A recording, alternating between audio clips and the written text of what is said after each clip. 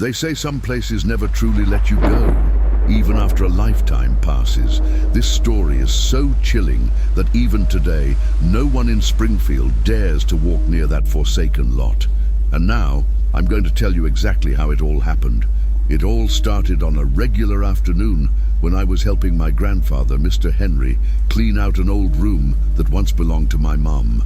Between dusty boxes and time-worn papers, my fingers stumbled upon something odd. A yellowed flyer advertising an amusement park called Joyland Park. I flipped it between my fingers and noticed a phrase scribbled on the back. Special prize, free admission, claim at the ticket booth. Something about that worn piece of paper sent an unexplainable shiver through me. Without thinking, I showed it to my grandfather. The moment he saw it, his face turned grave, and the very atmosphere of the room seemed to thicken. In a hushed, almost fearful tone, he confessed that the park had closed many years ago after a young boy vanished inside its grounds and was never, ever found. He tried to steer the conversation elsewhere, but I was already caught up in the story. How could an entire park be cursed forever by just one tragic event? What had truly happened there? That was when I felt that indescribable pull, that strange, dark fascination known well to anyone who loves eerie tales. And speaking of that, if you also love chilling stories, I invite you to subscribe and tap the bell icon, because what you're about to hear is not for the faint of heart. As we packed away the old things, I couldn't stop thinking about that ticket. It felt as if simply holding it had opened some invisible door to something that should have stayed buried.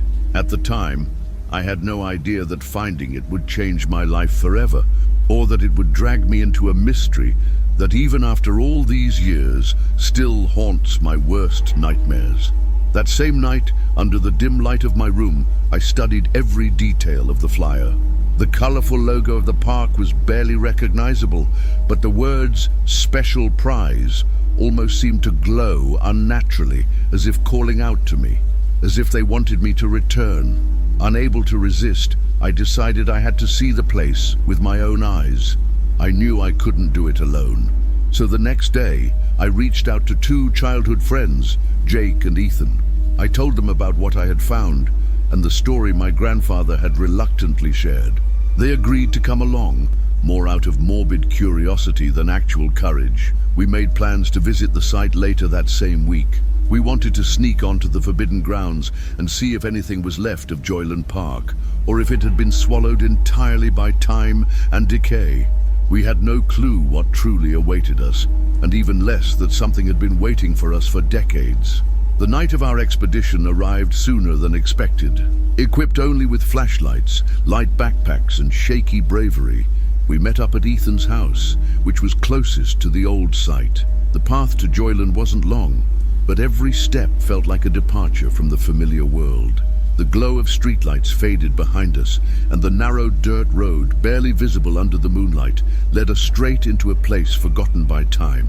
When we finally stood before it, the sight was far more unsettling than we had imagined. A rusted iron gate stood ajar, creaking softly in the breeze. The wind whistled through the bars, creating a high-pitched wail that disappeared into the night. We hesitated, exchanging silent glances, but none of us wanted to be the first to turn back. So, without a word, we pushed the gate open and stepped inside.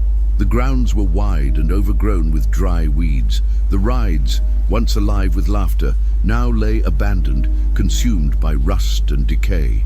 The grand carousel had toppled over, its wooden horses shattered like relics of a lost battle. The swings rocked gently, pushed by the wind, each metallic groan echoing in the thick silence. "Are we sure we want to keep going?" Jake muttered, trying to keep his voice steady. I nodded. I couldn't explain it, but something inside urged me forward, as if the ticket in my backpack burned with a strange, silent demand.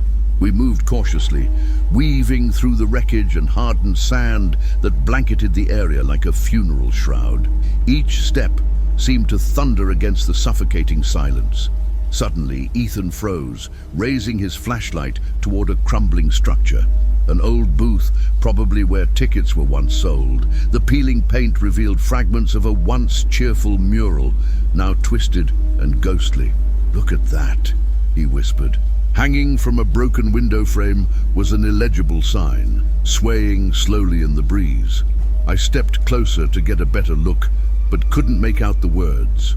Instead, a heavy pressure weighed on my chest, as if something in that place was trying to push me away, warning me not to go any further. Just when we thought the place couldn't get any creepier, we noticed a shadow in the distance. A solitary figure sat on a crumbling bench under the weak glow of the moon, unmoving, as if waiting for someone. We froze, paralyzed by fear. Was it a real person, a security guard, or something much worse?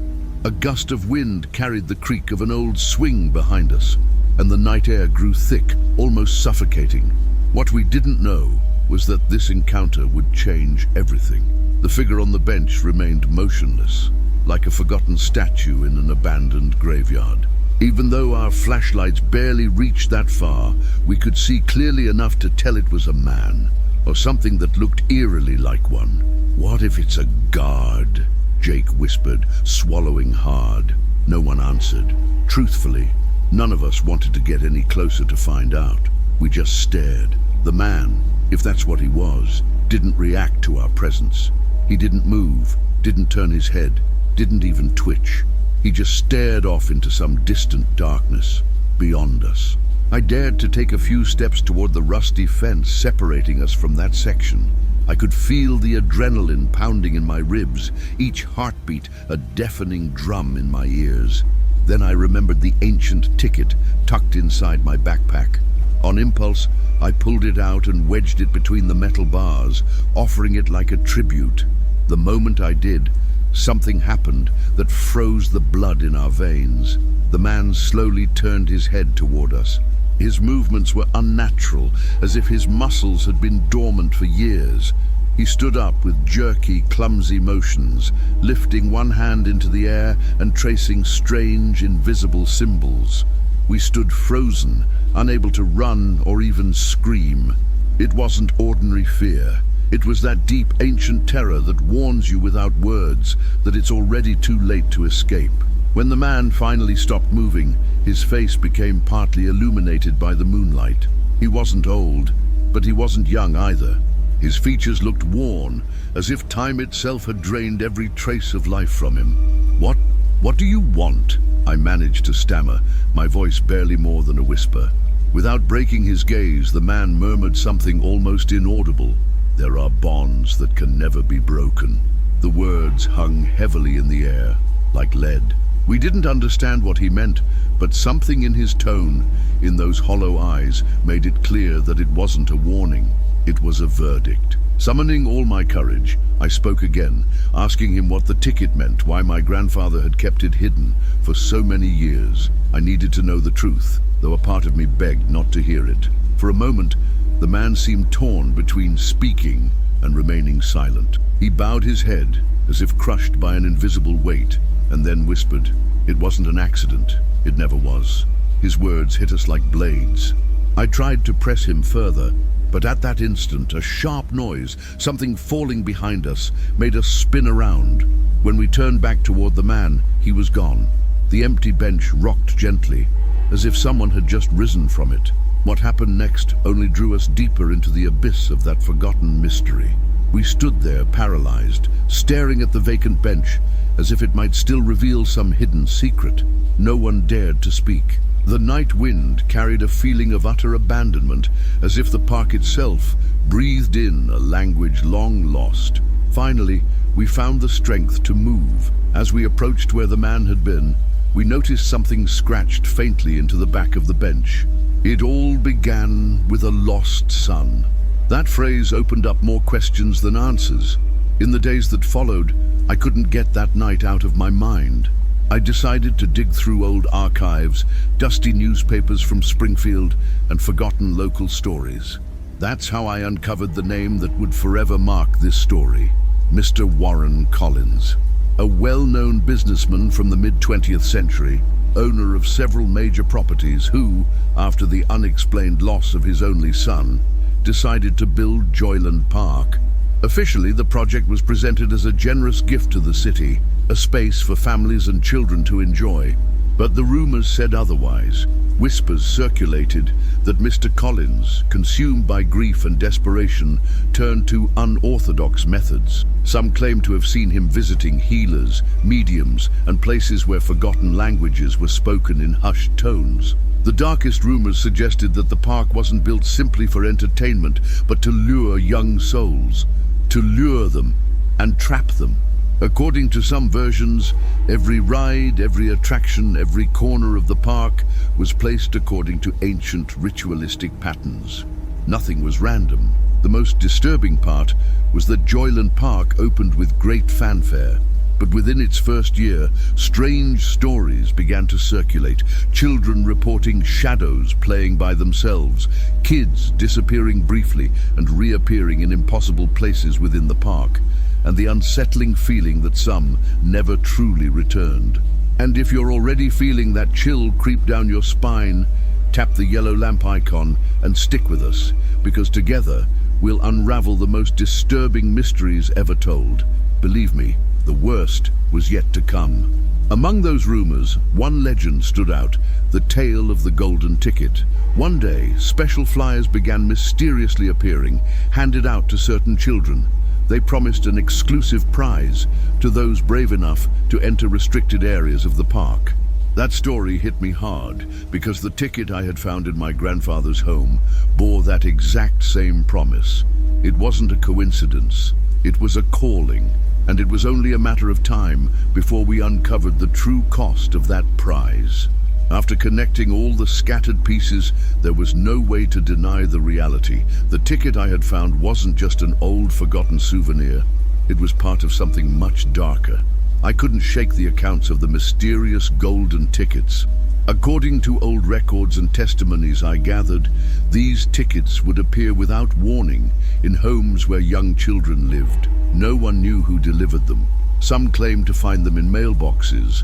Others found them inexplicably left inside children's bedrooms. The most sinister detail was that the tickets always carried the same tempting promise: exclusive prize, only for the bravest. A simple phrase, but powerful enough to capture a child's imagination. And that's how the first documented disappearance happened. A little boy named Mikey Dawson, just 7 years old, received one of those golden tickets. According to his mother, Mikey wouldn't stop talking about the special game he was going to win. He insisted so much that she finally agreed to take him to Joyland Park on a bright, sunny afternoon. At first, everything seemed normal. Mikey ran joyfully between the rides, rode the carousel, played on the swings. But during a brief moment of distraction, his mother lost sight of him forever. The park was immediately evacuated. A massive search began involving police, volunteers, and even the local National Guard. Every corner, every hiding spot, every well was inspected day and night. Not a single trace was found. It was as if the park itself had swallowed him whole. The news shook the entire town of Springfield. Despite efforts to maintain calm, the shadow of that tragedy spread quickly. Families stopped visiting the park. The laughter faded, replaced by rumors and fearful glances. Just a few months later, Joyland Park shut its gates for good. But the story didn't end there. Over time, more testimonies surfaced. Children claiming to see Mikey wandering among the abandoned rides, holding hands with strange figures that didn't belong to this world. Others said that sometimes, when the wind blew strong under a full moon, you could hear the faint echoes of little footsteps running across the hardened sand of the deserted park. An elderly woman who lived across from the park swore she saw lights flickering among the ruins of the attractions in the dead of night. No one believed her, or perhaps no one wanted to believe her. The more I investigated, the more I understood that the ticket I had found wasn't just a relic of the past. It was an open door, an invitation that had never been answered, and one question kept pounding in my head. What would happen if someone accepted that invitation, even decades later? While all these thoughts haunted me, elsewhere in Springfield, someone else was unknowingly stepping into the dark history of Joyland Park. Nathan Price, a city employee tasked with overseeing public infrastructure projects, had spent years coordinating the renovation of parks, plazas and streets around town. For him, it was all about paperwork, blueprints, budgets and deadlines. So when he was assigned to oversee the demolition of the abandoned Joyland Park to make way for a new municipal parking lot, he figured it would be just another routine job. How wrong he was. On the first day Nathan and his crew arrived, they immediately sensed something was off. The air was heavy, suffocating, as if the ground itself exhaled a sorrowful breath. But used to dealing with neglected sites, they brushed it off. They began dismantling the old structures, corroded swings, twisted slides, the shattered remains of the fallen carousel. Every bolt was accounted for, every major piece hauled away to scrap trucks. Everything proceeded as planned until the next morning. When Nathan and his team returned to continue the work, what they found froze them in their tracks.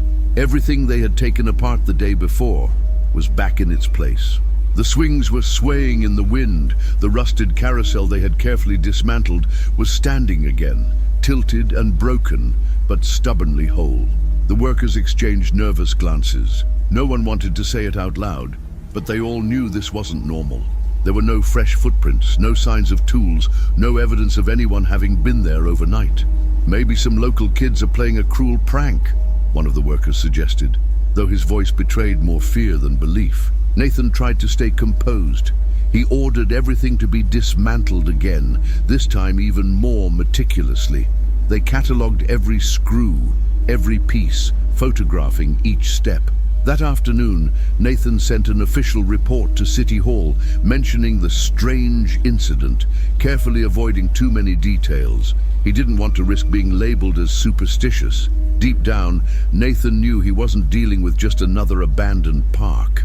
There was something else there, something that didn't want to be destroyed. That night, while reviewing the reports at home, Nathan felt a cold shiver crawl down his spine. Because at the end of the final photographic report, in one of the images that should have shown only grass and debris, there was a blurry figure standing beside the old carousel, and it wasn't any of his workers. The third day of work at Joyland Park dawned covered in a thick fog, something unusual for that part of Springfield. Nathan arrived ahead of his team, determined to finish the demolition as quickly as possible and put this nightmare behind him. The plan was simple: dismantle everything possible during the day and leave minimal surveillance overnight. He didn't want any more surprises the next morning. That afternoon, shifts were organized. 2 workers, Marcus and Robert, volunteered to stay and guard the site until midnight.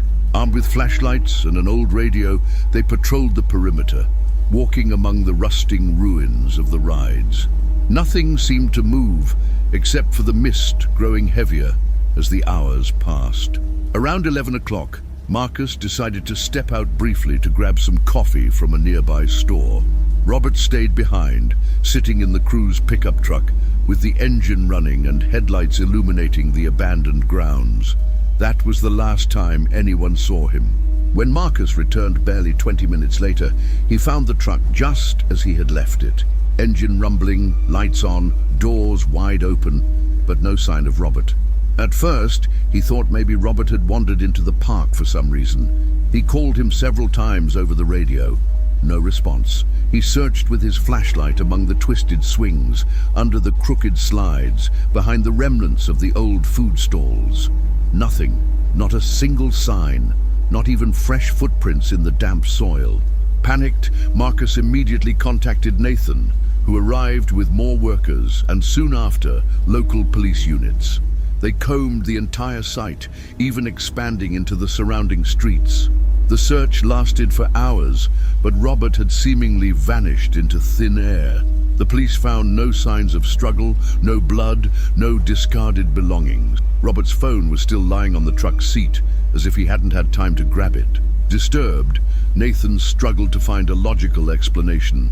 Maybe Robert had suffered some sort of mental breakdown. Maybe he had walked off voluntarily. But none of these theories held up. Robert was a devoted family man, father of 2 young kids. He had no reason to disappear. His disappearance was formally reported. Investigations were launched, interviews conducted, but nothing ever surfaced. The case, like so many others tied to that place, was buried in silence or fear. After the incident, the city decided to cancel the demolition project immediately. Joyland Park would remain abandoned, off limits. Nathan never set foot near the grounds again, but for weeks he swore that whenever he drove past, he could see something shifting among the tall weeds and rusted rides, something that seemed to be searching or waiting. Years went by. Joyland Park, though fenced off and forgotten, remained part of Springfield's landscape, like a scar everyone preferred not to see. It was during this time that Emma Collins, a young mother who had recently moved to the neighborhood with her small daughter Lily, decided to explore the area, looking for a place where they could spend their afternoons. Lily was a quiet, reserved child, but her imagination was vivid and boundless. The first day they passed by the rusted gate of the park, Lily stopped abruptly, staring inside with wide, fascinated eyes. "Can we go in, Mom?" she asked in an unusually sweet voice. Emma hesitated.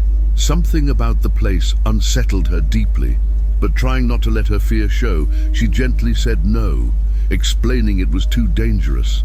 She promised to find other, safer parks. Despite that, Lily kept gazing into the depths of the abandoned park, as if something inside was calling her.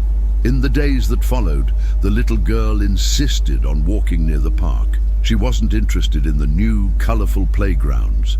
She preferred to stand by the old fence, watching silently. Emma, concerned but not wanting to suppress her daughter's curiosity, stayed by her side, hoping that the fascination would fade, but it didn't. Gradually, Lily's behavior began to change. She would play alone in front of the closed gate, moving her hands as if offering invisible gifts to someone unseen. Sometimes she would giggle softly, other times she would whisper conversations to beings only she could see. When Emma asked who she was talking to, Lily would answer, "With the children inside. They want to play with me too." The reply chilled her to the bone.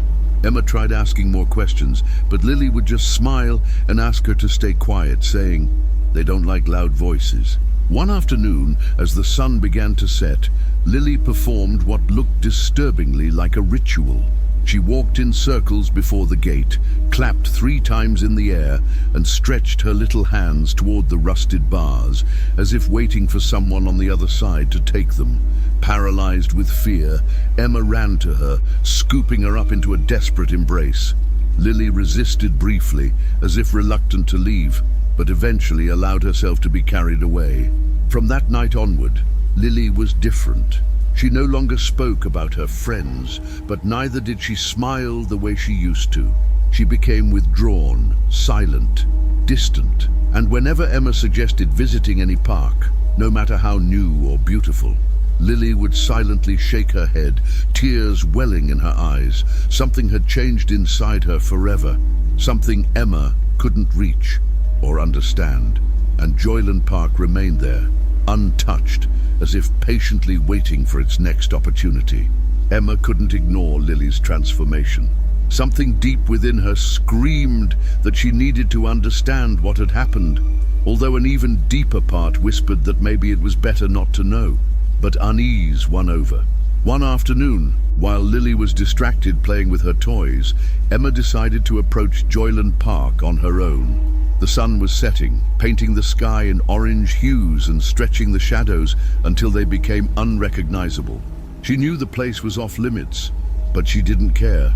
She carefully climbed over the rusted fence and moved through the dry weeds, dodging broken playground structures and shattered benches. The silence was absolute, as if the park were holding its breath. She remembered that Lily often stopped in front of an old slide, a skeletal structure of rusted metal rising among the weeds. Emma approached. The base of the slide was partially buried under hardened soil and dry leaves. She knelt down, pushing the debris aside with her hands until her fingers struck something cold and hard. It was metal, but not smooth. She shone her pocket flashlight and saw that beneath all the dirt were engravings, names, dates, words almost erased by time. Most were unreadable, ghostly traces of letters, but among them, something gleamed with chilling clarity. There, deeply carved into the rusted metal, was her daughter's name, Lily Collins. Emma felt the world stop. The name wasn't alone. Beside it was a date, etched decades earlier, long before Lily was even born. Her heart pounded in her chest. She searched frantically for more. Names, cryptic rules, numbers, everything pointed to these not being childish doodles. It was a list, a record, and somehow, impossibly, Lily had been marked long before she ever drew her first breath. Emma staggered back, unable to comprehend. Who had written it? How was it possible? What did those strange rules mean? Was this some twisted game, or something much worse? When she looked up, for a fleeting moment, she swore she saw small silhouettes darting among the broken swings, shadows of children, running, laughing, staring at her. She blinked. They were gone, but the heavy, suffocating air remained, as if the park itself were watching her. Emma didn't think twice. She ran, scaled the fence, and didn't look back. That night, she held Lily in her arms with all her strength. The little girl didn't ask any questions. She simply accepted the embrace, silently, as if she too knew that something invisible, something ancient, had tried to claim her. Emma realized deep in her soul that for now, she had managed to keep her daughter safe. But deep down, Emma knew that Joyland Park never forgot. Time went on. Lily grew up, and over the years, the memories of that strange episode at Joyland began to blur in her mind, like broken dreams fading with the dawn. Emma never brought it up again. She didn't want to stir something that perhaps had managed to fall asleep, but in her heart, she knew that place was still breathing somewhere in the shadows. The residents of Springfield learned to ignore the park. They walked faster when passing by the rusted gate. They avoided glancing at the twisted structures that, inexplicably, still stood, like silent guardians of ancient secrets. Rumor had it that the city council had tried several times to sell the land or demolish it completely, but somehow every project was mysteriously cancelled. Investors backed out without reason. Heavy machinery broke down before reaching the site. Accidents happened without any logical cause. Joyland Park resisted. Some claimed that on full moon nights, flashes of light could still be seen moving among the rusted attractions. Others swore they heard faint children's laughter, carried by the wind like distant echoes. Few dared to get close, and none ever went alone. As for me, I've never gone back. Though sometimes, on the quietest days, when I'm sifting through old belongings at home, I stumble across that wrinkled, forgotten ticket in some dusty drawer. The same golden ticket with those haunting words that seem to whisper directly to your soul. Special prize, free admission. Every time I see it, something deep inside me shudders. I tuck it away again, trying to convince myself that it means nothing, that it was all just coincidence, a bad dream, a string of impossible accidents. But deep down, I know better. Joyland Park is still there, waiting for someone curious enough or foolish enough to answer its call, waiting for the next laugh, the next small footstep across the hardened sand, the next name to be added to its endless list. Maybe, as you listen to this, somewhere in a forgotten corner of your home, you might find a similar ticket too. If that happens, remember one thing: don't accept the invitation, don't cross the gate, and above all, don't answer if they call your name. Because some places aren't just abandoned, some places simply never let you go.